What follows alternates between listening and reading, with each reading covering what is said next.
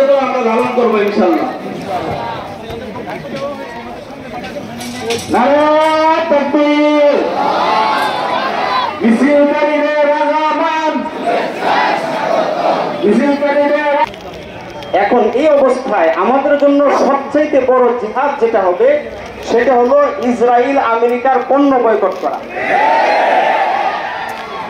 আলেম জালেম নির্বিশেষে সকল স্তরের মানুষের জন্য বর্তমান সময়ে সবচেয়ে বড় জিহাদ হলো কি? ইসরায়েলি পণ্য, আমেরিকার পণ্য কি করেন না, যদিও এবং ইন্ডিয়ান পণ্য বর্জন করুন, ইন্ডিয়ান পণ্য উঠাবেন না। আপনারা যদি না উঠান তাহলে আমরা কি করব না, ব্যবহার করার সুযোগ পাবো। সংগ্রামী তৌহিদি জনতা, আমরা জানি ফিলিস্তিনের গাজায় মুসলমানদেরকে গণহত্যা চালাইছে বর্তমানে এই বিশ্বের কুত্তা আমেরিকার সহযোগিতায় নেতানিয়াহু ইসরায়েল গণহত্যা চালিয়েছে। বন্ধুগণ, আজকে জন্য আমাদের ময়দানে কাজ আসে তারা প্রস্তুত হওয়ার জন্য,